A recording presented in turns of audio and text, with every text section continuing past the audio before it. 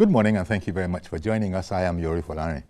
Today, let's look at the state police option. It's a thing that's been, in discussion for quite a while.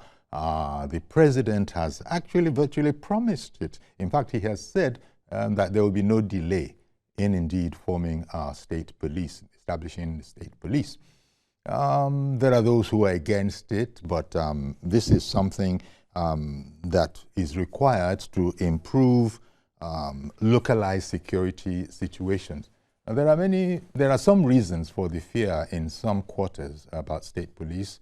I think primary among those is that it could be abused. Well,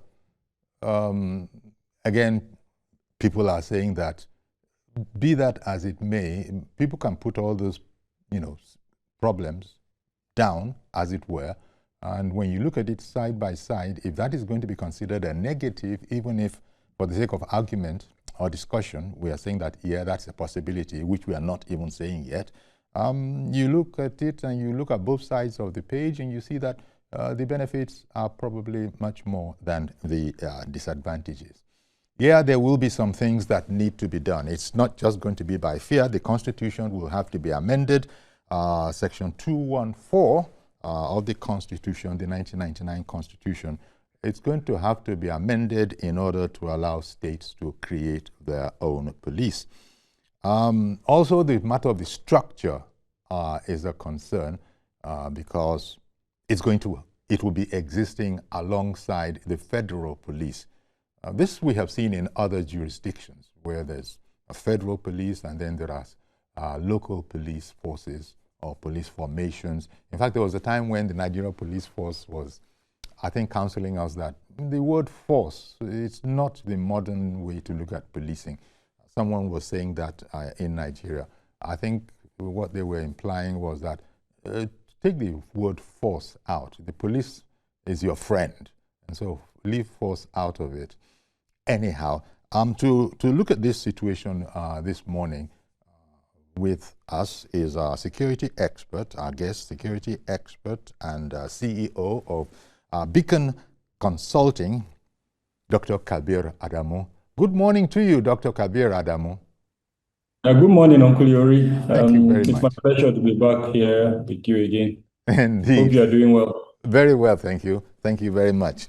The state police option, we will get it. The president has indicated as much because he's thrown his weight behind it.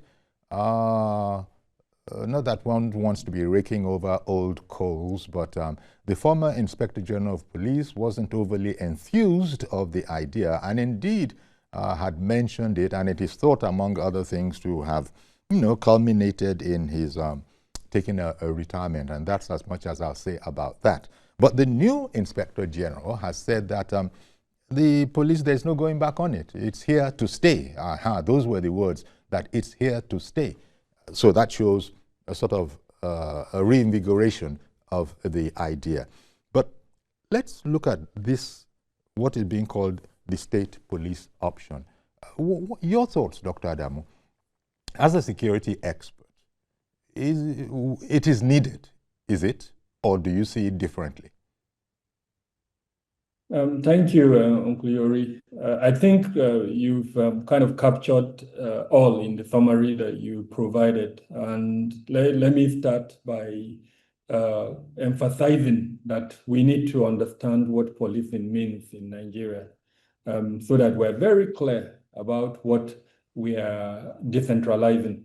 Okay. In other words, the function that we are decentralizing. And I say this with all sense of responsibility because at the moment, at the federal level, it doesn't seem like we really understand what policing means. Therefore, to the average Nigerian, to the average political office holder, the Nigerian Police Force, NPF, as encapsulated within the Constitution, is what policing is. But to experts like us, policing goes beyond the NPF. There are other government departments that are actually providing policing functions. Over time, the NPF was cannibalized to create them, and they still exist to serve, as it were, to provide policing. So the maintenance of law and order, traffic management, name them, all those functions of police that we understand that are now divided into different organizations. So I think it's very important that we start from this very basic discussion. Okay. What are we decentralizing? Now, having said that, it's also very important for especially our political office holders to appreciate the enormity of what we are proposing, decentralizing policing. And I'm very delighted that in almost all the conversations that the president has had, where he has in very clear terms stated his support for state policing, he has based it on the deteriorating security situation in the country, and that he believes that state police would help in immeasurable ways to reduce this security situation as we have in the country. So I believe that first off, we need to look at the national security apparatus, the place of police at the moment in the national security apparatus. What has prevented the federal police from taking its primary role as the lead agency in internal security matters? If we progress to have state police, what necessary changes are we going to have to allow the police, as it were, to now take up its primary responsibility as the lead agency for internal security matters? The risk associated with transiting from federal policing to state policing, how are we going to address those risks? Hopefully, in the course of our conversation, we'll look at these issues and try to analyze them and put forward arguments and advice that would help our political office holders in navigating this very gray area that, if we handle well, could help us. If we don't handle it well, it would create more problems than it will solve problems. I also want to lay the foundation that the argument that Nigeria is the only federal structure that has a federal police is not true. There are other countries, such as France, such as Norway, that have a centralized policy system, yet they have a federal system in place. So again, there is also no argument, at least verifiable data, that suggests that it's a decentralized or centralized police that is best for any system. What matters is understanding what policing is, funding policing, and providing the right atmosphere in terms of the political backing and the funding, as well as the accountability mechanisms that would make policing functional. So whether it's decentralized or centralized, the most important thing is what are the accountability measures in place to allow for a functional policing system. Okay, and also before you launch, Dr. Adamu, our own peculiarities vis-a-vis our people, our location, our customs, do those factor into things that you might want to also discuss? Yes, I did mention that there are several risks associated with the implementation of policing, and those risks, if you look at our special circumstances in Nigeria, the vastness of the country, the fact that we have more than 250 ethnic groups, the fact that we have a political culture that in itself is problematic, and I think anyone who does not understand the point I'm trying to make, you should look at the political atmosphere where we've seen certain unsafe things happening in certain parts of the country. Now, imagine a situation where we have a state police in this atmosphere without the accountability mechanisms that I've promoted. Some of the potential risk would, how do minorities, how would they be captured in such an arrangement? So by minorities, I mean ethnic minorities, in some instances, even religious minorities. And the one that I know has become an issue of conversation very recently is gender. How would all of this be captured within the new setting if it's created? A place like Benue State, for instance, where at least 2 or 3 of the ethnic groups have long embedded arguments of marginalization. What would happen if, given the current political setting in Benue, you now create that, and then the dominant ethnic group kind of overshadows the others? and in doing that, have control of the instrument of force within their control. How would it play out? So these are real risks that would need to be addressed. Then the second point is ethnic profiling and the cultural religious enforcement based on dominant groups. At the moment, every security challenge that happens in the country is attributed to errant Fulanis. The ones that they are the ones that did, the ones that they didn't do, is still attributed to them. So imagine a situation where certain states have control over the element of force, and you now have law-abiding ethnic Fulani in those locations. Imagine what would happen in such a situation. So that's a real issue that we need to address. I know people don't like talking about it, but we have to. We have to. Religion. There are minority religious groups in Nigeria. The most obvious one I will give is the Islamic movement in Nigeria, which is currently proscribed, that is actually associated with the Shia religious ideology. Even though it's not the only Shia group in Nigeria, but it's the biggest of them. It's currently proscribed. They have argued that they're a religious movement, so they cannot be proscribed.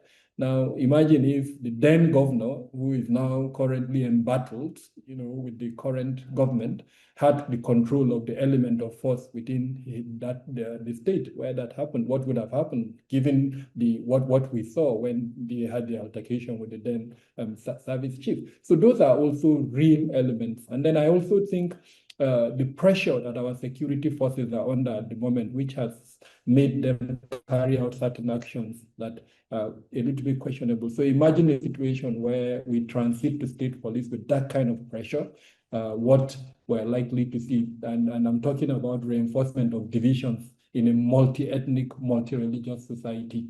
We need to be very conscious of these risks and put in place accountability measures. Now, I'm not saying in any way, and I don't want to be misunderstood, it's possible we can put in place accountability measures to address these risks. I've only spoken about the social risks. There are several other risks, political risks, economic risks that we need to take into consideration before we advance to that stage. The most viral and I think important one is the political risk. The current structure that we have where governors are, for all intents and purposes, emperors in their state, where the democratic culture is at a very basic level at the state level, then you now add the element of force to these mini emperors.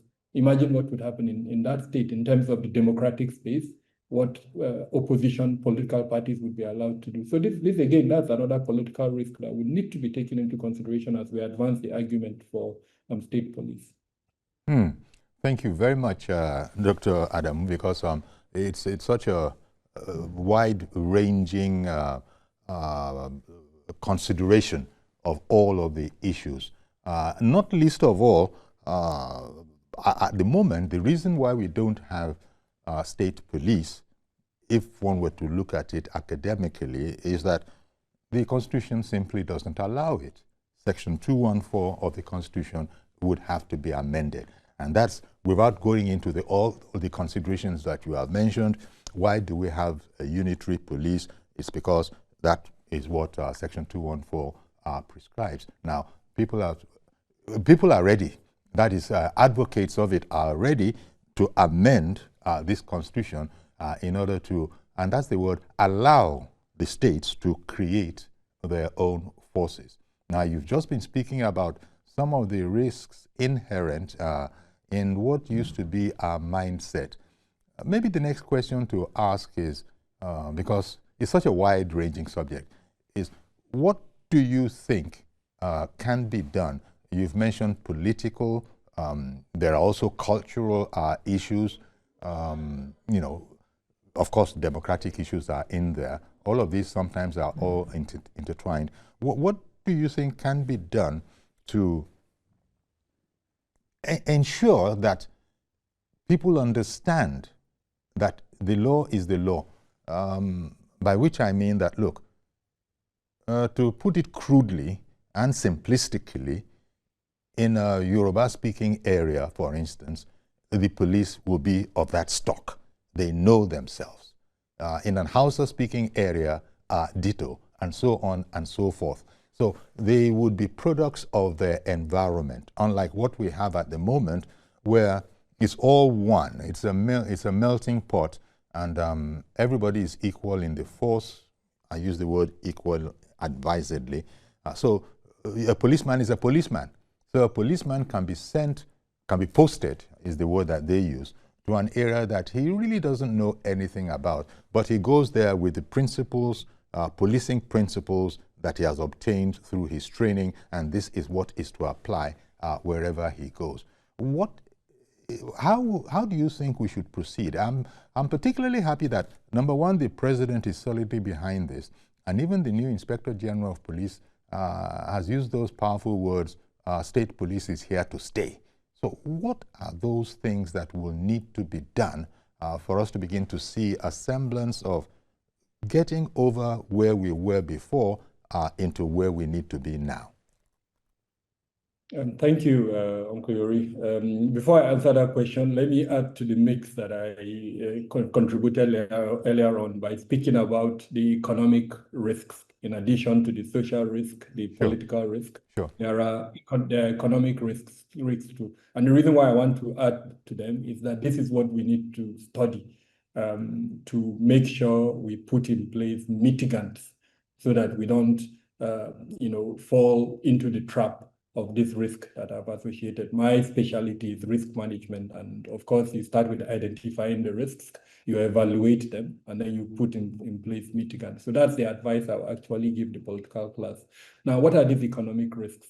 Vast differences in state revenues, which make equal policing almost impossible. If you look at Lagos, over the last few months, I've seen how some private companies have contributed up to ₦1 billion into the Lagos Security Trust Fund. I doubt if there's any other state in the country where you have the Security Trust Fund receiving such amounts of money. We've been told previously that the Lagos Security Trust Fund is able to equip police in Lagos to the tune of about ₦3 million per policeman. I challenge you, Uncle Yuri, go around Nigeria, the 36 states or 35 states, as the case may be. It would be impossible to find any state where you would see equipping a police with ₦3 million. So that's a real risk, this difference in the capacity of states in terms of their revenue profile and their ability to support state police. We don't yet know what the federal government will do in terms of changes that would allow perhaps more revenue to the states. And I must commend the President Bola Ahmed Tinubu for what he has done in terms of the ability of the states to receive more revenue. But we haven't seen that translate at the moment to improved security measures in most of the states. In fact, the opaqueness of the way they disburse their security funds is a question of conversation that perhaps in the course of our discussion interview we'll get to that. The second economic risk is the ability of these states to fund law enforcement and the criminal justice system, because policing is just one element of this decentralization. Remember that the custodial system has been decentralized. No state as yet, and correct me if I'm wrong, has created custodial centers. So if you create state police and then now create jurisdictions on the basis of the new formations to say, okay, these are the offenses that the state police would handle, and then they now arrest, where are they going to keep them? So we must look at it from the prism of the criminal justice system and law enforcement and the various components that support the criminal justice system, and not just policing. That's why I started with understanding the definition of policing in itself. And then the third point is the possibility of crime displacement. There is a particular state in the North Central, I don't want to mention it because I don't want them to come after me, that we've seen elements from that state going outside that state to places like Ondo, places like Niger, to carry out criminal activities, offenses, and then they will retreat and go back to that state. Now imagine if they strengthen their policing systems and then the neighboring states fail to do that because of some of the other risks that we've mentioned. So there will be crime displacement. So we also need to study that adequately to understand how that would happen. And then before we proceed. Now to your question, and I'm quite delighted that the steps we have taken so far quite encouraging. Starting with the National Assembly, that at the moment, I think is the most significant element within that equation of the conversation proceeding towards state police, because they are the ones who will change the laws. Indeed.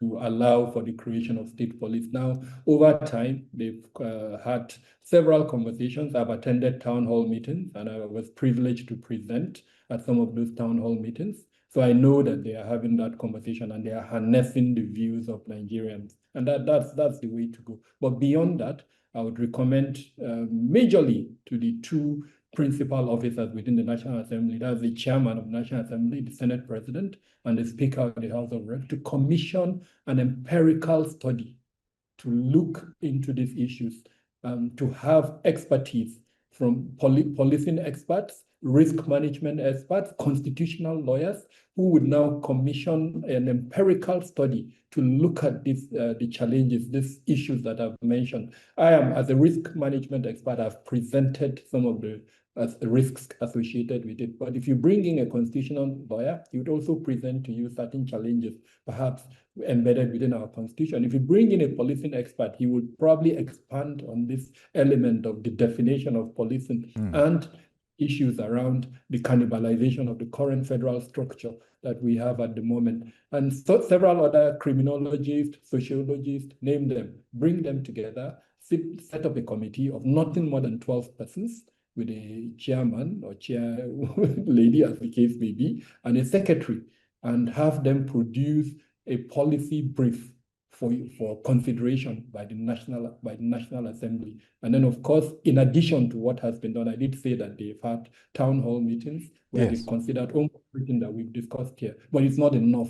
You need a more empirical study approach of the type I've mentioned. I think a committee of that kind of expertise would really help in that regard. So once that is done, they can harness everything from the time this conversation started in 2023 up until now, harness it into a report for consideration by the relevant committees within the National Assembly. And then those committees can now produce some form of working paper for the plenary to consider as they proceed. I know we've been promised, after the presidential kind of directive and endorsement, we've been promised by the National Assembly that it will be delivered within 6 months. So the committee can be given maybe 1 month, 2 months, time period to complete its work. But the steps that have been taken so far, I would say, are good steps. I would only add this last point that I've mentioned, so that a lot of the projections and conclusions that are being bandied at the moment, suggesting that Nigeria is the only federal structure, and so many other things that are being said, both conventional and social media, can be corrected if we allow policy formulation to be based on the misconceptions that exist at the moment. The policy outcome is going to be defective, and it may add to more challenges than solve the current challenge that we have. Okay, I was just trying to, okay, I think I can just get in one more point before we go on a break here. Training and retraining is going to be crucial.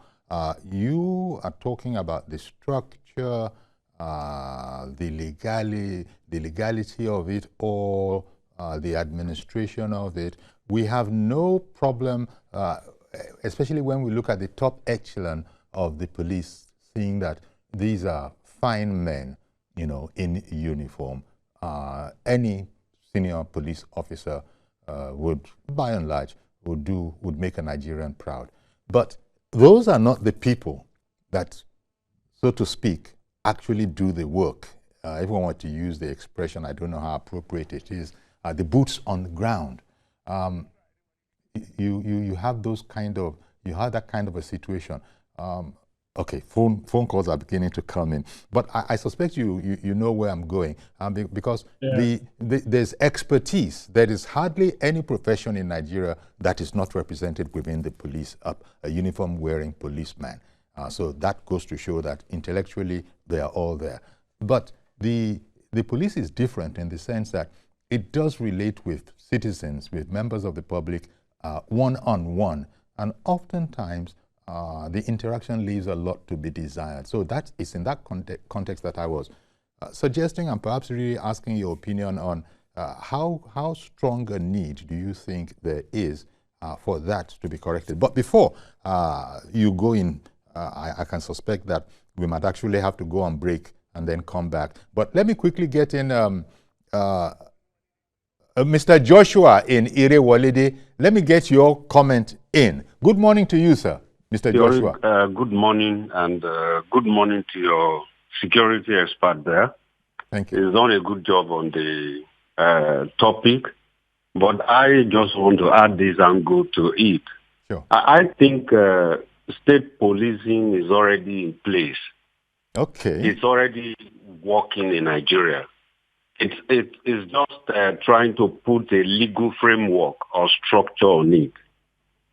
Look at the proliferation of security outfits all over Nigeria. In fact, Lagos State, the last mile, whatever, despite the fact that they are dedicated to traffic control, they are a form of policing for the state. Lagos has been running state police for God knows when, and some other states have been doing it. So I think we should be on the same page of saying we need the legal framework to make this thing function well. We need to align ourselves to making it work. Okay. You see, the federal police, all the fear they have is that federal police is not actually a modern police formation.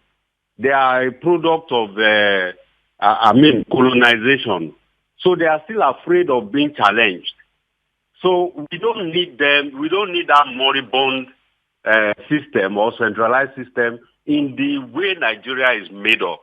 So state policing is no longer an option. I align myself perfectly well with the president and those that are saying we need it. It is actually the legal framework we need. Finally, sir, I was asking myself, if not for the military that created those states, how would somebody in his right senses create a state with an executive governor, with an executive structure, and not add policing to it? Military created that aberration because they didn't want competition. They didn't want a strong police to be able to put them where they belong, because the military should be doing their military job and the internal security of a country should belong to the police.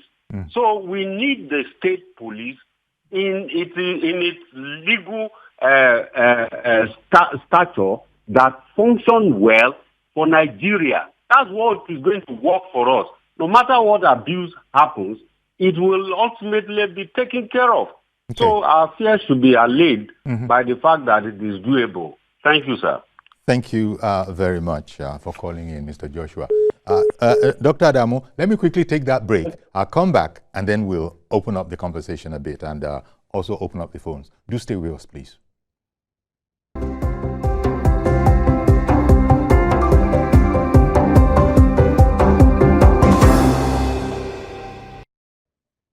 Okay, welcome back. Our guest is security expert Dr. Kabir Adamu, CEO of Beacon Consulting, and we're looking at the state police option, the implications, and the work that has to be done, and how we have to handle it. I started out from one place, but it has been expanded, and one is not surprised actually, because every Nigerian is sort of, every Nigerian has a relationship with the police, and that's by their nature. We see them, and fittingly so, that is how it should be. We see them day in, day out. We see them amongst us. And so I was even talking about the way the police have related in the past, and so much so that there was a time when the slogan came out that the policeman is your friend. The police is your friend. So there was a need, they felt a need to bring that on, to bring on that campaign at that time. How well it has worked is another thing. But to return to the question I started upon, as I said, okay, let me, I hope you're making notes, because let me bring on George. Mr. George in Ikeja has also called in. Good morning, Mr. George. Mr. George, good morning. Good morning to the security expert. Yes, thank you. Okay, I align myself completely with what Mr. Joshua said. Yes, okay. You know, in the past, I have been an opponent of state police. because of the fear of what the governors are using to do during elections.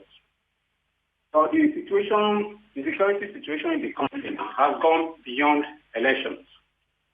Only he who is alive can conduct elections. Mm-hmm. So, and the trend has changed. I was also afraid that the states would not be able to fund the police. But now they have more money, and the security situation in the country is such that it's beyond the federal police. In fact, if you ask me, the forest guards that the federal government is setting up should be made, they should be reporting to the commander of the state police that the states are going to create. Because the forests are local. And if there is a local police, they should work with the local police. Okay. Not a federal system in that sense again. Okay. So we need to be able to live with the times. There is money. They have money now that they can use to. Okay, or if you ask me, we should seek foreign help, not the type America is giving us.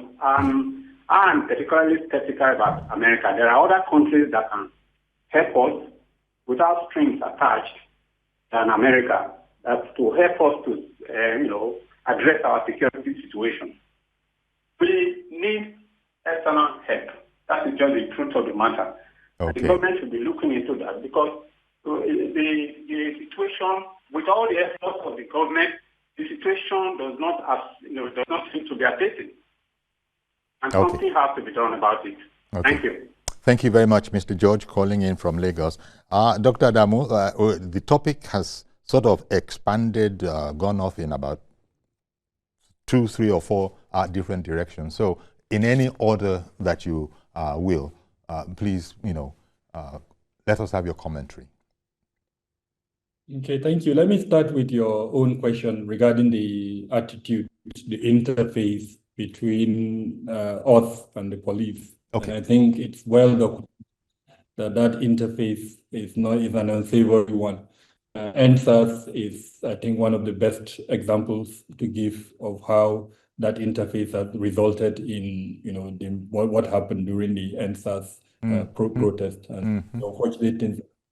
Now, that attitude is a result, is a function of so many things, starting from recruitment itself, the manner in which police are being recruited. A lot has been documented regarding that.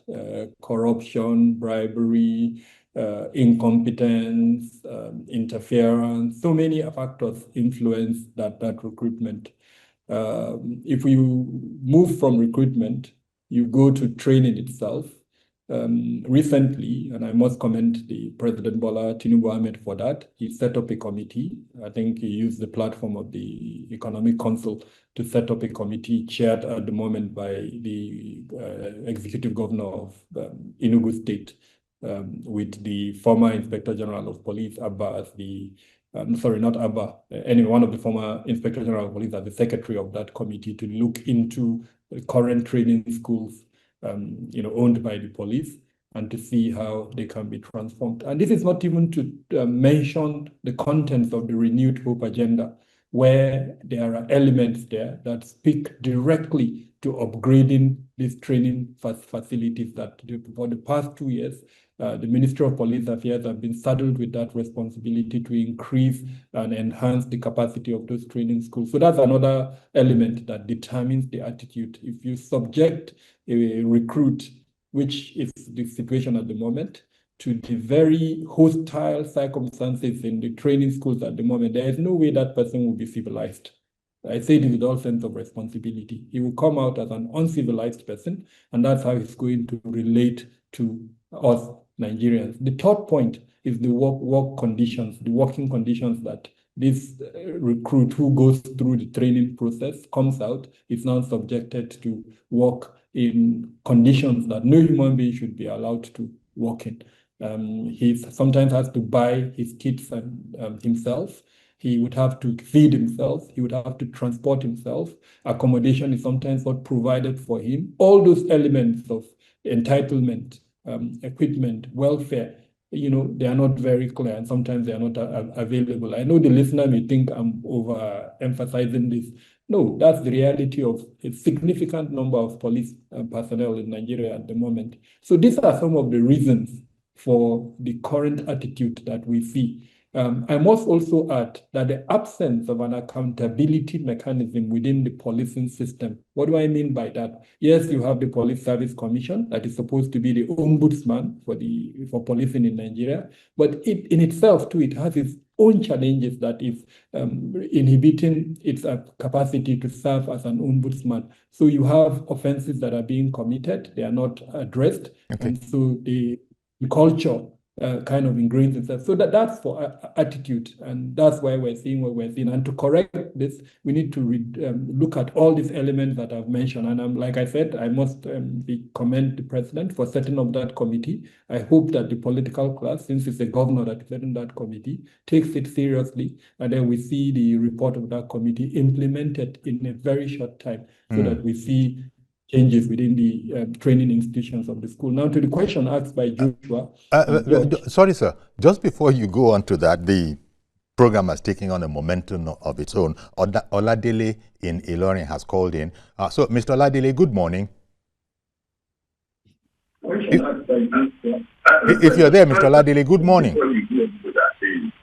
Program is taking on a momentum of its own. Mr. Oladele, you're going to have to kill the volume of your television set. Try not to listen off your television set. Good morning, Uncle Yori and the... Good morning, sir. Okay. Go ahead, please. Okay. My contribution on this very important topic is that...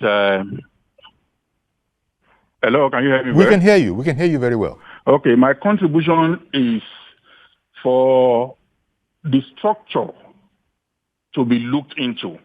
What we have presently could be okay if it were not an offshoot of colonization, as was said earlier by one of the guests. The structure I mean is that it is not to be a police that will be segregated from the people. It should be a police that will live within the people. Imagine in Lagos State, if every street has 2-3 policemen living within their midst, you will find out that it will be a better society. They will be able to work more professionally and work with the people. So in forming state police or no state police, the structure should be looked into. That's my contribution. Thank you and well done. Thank you very much, Mr. Oladele. Please continue, Dr. Adamu. Okay, I was going to the question asked by Joshua and George. Yes. And Oladele, as it were, they are all expressing support for state police, and that's the summary of their contribution, even though they've looked at it from different angles. Joshua talked about instrumentality. He says there is state police in Nigeria. But I think, again, I did mention... And use Lagos State as an example. He used Lagos State as an example. But you see, this is the challenge. There is a lot of misconception out there, and that's why I said a committee need to be set up to put together a more factual presentation that would help policy formulation. The concept of community policing and the concept of state policing are very different. What exists at the moment essentially is community policing. So if you use Lagos Neighborhood Watch as an example, you can describe it essentially as community policing, because these are elements that are brought in from within the committee, recruited by the state government, that are providing a function within policing, not the entire spectrum of policing, but just a function within. And if you go to LASMA, it's the same thing. They are a state-level structure that was created to support a certain function within policing. I agree with him, and which is, I think, the crux of our conversation, that the legal instrument for state policing is necessary. And I think that is what hopefully the National Assembly would do as they progress in this quest for the creation of state police.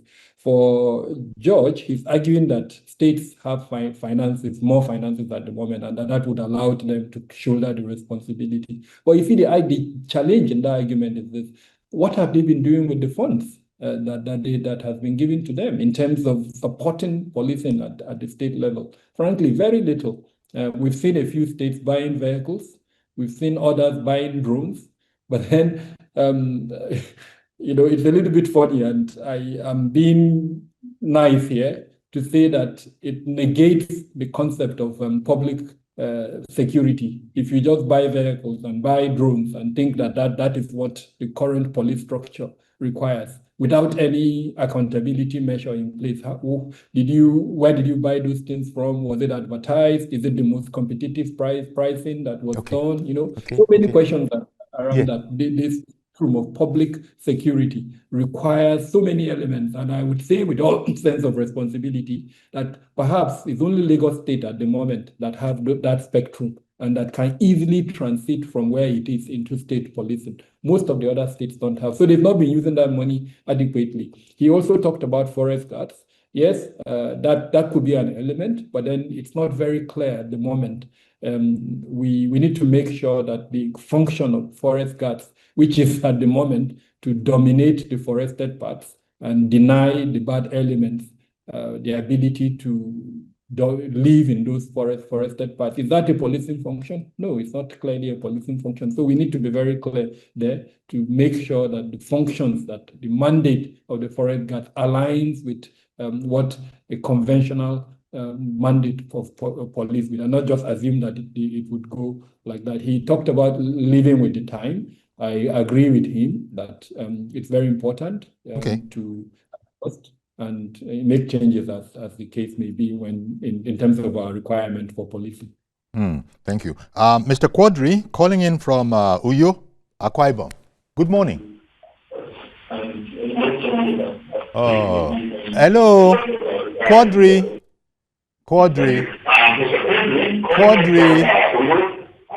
Mr. Quadri. Okay. It's not working with Mr. Quadri's call simply because he's trying to listen and also have his television set at full volume. But please don't do that. It just feeds back into the microphones and all of that. So as soon as you call, do please mute the volume of your television set so you speak to us. Do I have someone from Ibadan? Sheye in Ibadan. Good morning to you, Sheye in Ibadan. Sheye? Yeah. Good morning. Okay.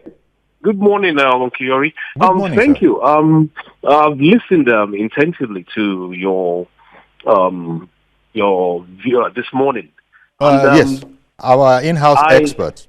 Can you hear me? Yes. Okay. You said you've been listening closely. A lot of things they have said. Okay.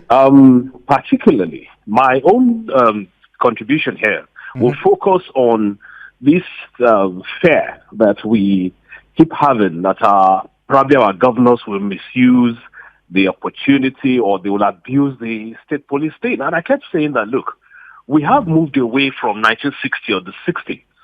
This is a different generation.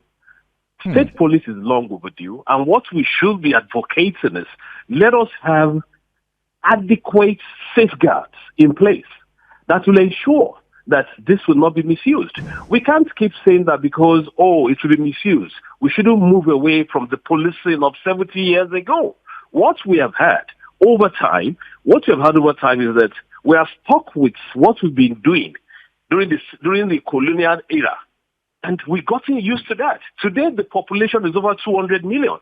And you are expecting 400,000 policemen to safeguard 200 million. It's not going to work. So it is high time. And I'm glad Mr. President is focusing that, look, we need state policing. Security is usually bottoms up. You start from the local people before you can start. So if, as an example, my office midwifed Amotekun for Southwest Nigeria, and in the last 5 years, you can't really tell me that, a governor has abused Amotekun. So, and for us, that is a template that can be escalated for us to have efficient state policing. Enough of dragging our feet, and I'm surprised that we are still trying to convince our National Assembly. Well, okay. Thank you very much, Sheye, for calling in. Appreciate your call and indeed the points that you made. Dr. Adamu, he thinks that we're beginning to, as far as he's concerned, we're making too much of the fear that politicians especially, will misuse power if they if police are put, under the governors, so to speak? The Nigeria is such a vast country. Someone in the southwest who, given the level of democratic advancement in the southwest and the fact that, frankly, insecurity, if you look at all the 6 regions, geopolitical in Nigeria, the southwest has the least security occurrences. So he may not really appreciate some of the complexities of the other parts of the country and the risks. And because we're dealing with a very complex country, I think all arguments need to be had. His argument is really cogent in the sense that, yes, Amotekun has played a huge role and could serve as a model. I agree totally. But then let's not forget that Amotekun as yet does not have the instrument of force that the federal police would have, and that if state police is created, that instrument of force will be higher than what it is at the moment. There are valid concerns, and those valid concerns would need to be taken into consideration. Part of the argument is that the democratic culture in the state must be advanced to a point where the executive arm of government at the state level can be checked by the other 2 arms to reduce the tendency for abuse. And I think it's a cogent argument. It should not be taken for granted. We need such level of accountability if we're going to hand over the instrument of force to the executive arm, as it were, at the state level. Well, thank you very much, Dr. Kabir Adamu. It's such a wide-ranging subject. I really, I would beseech you to, please make yourself available, because we're going to have to talk about this again. It's going to, in fact, just addressing some of the issues, not all, some of the issues, and then commenting also on the contributions that come from home. You can see how there's still so much more to be spoken about. But the one thing that I think you have helped us in doing is to see that this is going to require very, very, very serious thought. And, the fact that in fact, the last point that you've just made is that the situation in one region is not necessarily the same as in another region. The security experiences are different. And so all of these are going to have to be harmonized so that we can come up with something that is quite satisfactory. So I want to thank you very much, Dr. Adamu, for coming on today. But I assure you we're going to be knocking on your door very, very shortly so we can continue this conversation. My pleasure. Thank you for having me. And as we progress in this conversation, I do hope that the outcome is something that would help reduce the current insecurity challenge that we have in the country. Thank you very much. Okay, so that's our program today. Do please join us tomorrow for a fresh edition. I am Iyori Folani. Bye-bye for now.